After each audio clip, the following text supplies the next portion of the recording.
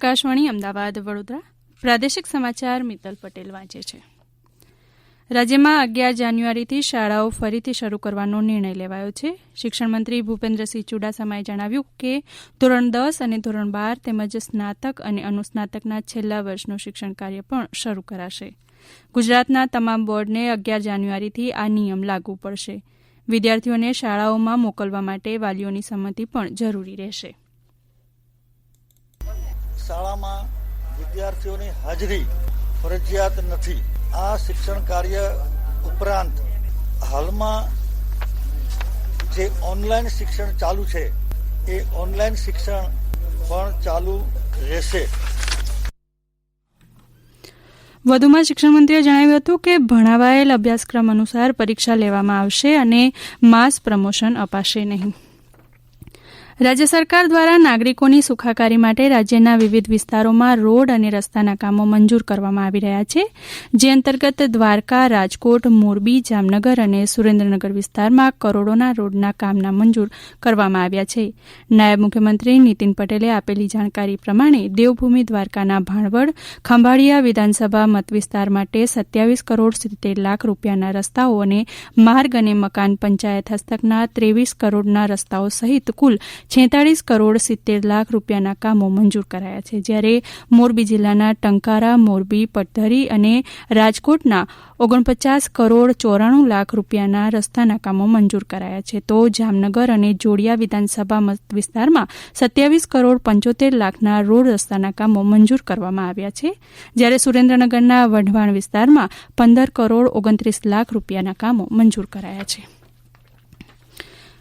કેન્દ્રીય ચૂંટણી પંચ દ્વારા નિમાયેલા મતદાર યાદી સેલ નિરીક્ષક રાજકુમાર બેનીવાલે મહેસાણા કલેક્ટર કચેરી ખાતે મતદાર યાદી સુધારણા કાર્યક્રમમાં આપેલા 75,000થી વધુ ફોર્મની સમીક્ષા કરી હતી. મતદાર યાદી સુધારણા કાર્યક્રમ અંગે તેમજ રાજકીય પક્ષોના પ્રતિનિધિઓ બાદ 7 વિધાનસભા બેઠકના મતદાર નોંધણી અધિકારીઓ સાથે આ જ મુદ્દે બેઠક કરી ચર્ચા કરી હતી. નામ નોંધણી કરવી, મતદારોની વિગતોમાં સુધારા કરવા, મતદારોના નામ ઉમેરવા અને દૂર કરવા, ઓળખકાર્ડમાં રહેલી ભૂલો સહિત આ બાબતે ચર્ચા કરી હતી. ડાંગના મુખ્ય મથક આહવા ખાતે જિલ્લા ક્ષય ફોરમની બેઠક જિલ્લા કલેક્ટર N.K. ડામોરના વડપણ હેઠળ યોજાઈ ગઈ. જેમાં નેશનલ ટીબી એલિમિનેશન કાર્યક્રમના ચુસ્ત અમલ વડે ક્ષયના ચેપી રોગને સામૂહિક પ્રયાસોથી ડાંગમાંથી દેશવટો આપવાનો સંકલ્પ સૌએ કર્યો હતો. શ્રી ડામોરે કહ્યું હતું કે જિલ્લા ક્ષય કેન્દ્ર ખાતે નોંધાતા દરેક દર્દીઓના આધાર કાર્ડ અને બેંક એકાઉન્ટ હોય તે સુનિશ્ચિત કરવું ફરજિયાત રહેશે.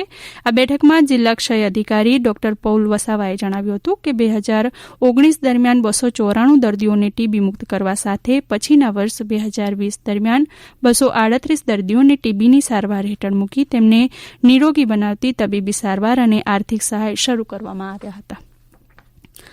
રાજ્યના મહિલા આયોગ તથા જિલ્લા વહીવટીતંત્રના સંયુક્ત ઉપક્રમે મહિલાઓમાં નારી અદાલતની સમજ, મહિલા સશક્તિકરણ અને મહિલા વિષયક યોજનાઓની જાણકારી આપવા માટે કડીના ટાઉન હોલમાં નારી સંમેલન યોજાયું હતું. જેમાં વિવિધ માહિતી આપવામાં આવી હતી. વિવિધ નારી સંમેલનોમાં 1,60,000 મહિલાઓએ ભાગ લીધો હતો. આ ઉપરાંત જિલ્લા કક્ષાએ યોજાયેલ 118 કાયદા શિબિરોમાં 55,000થી વધુ મહિલાઓએ ભાગ લીધો હતો.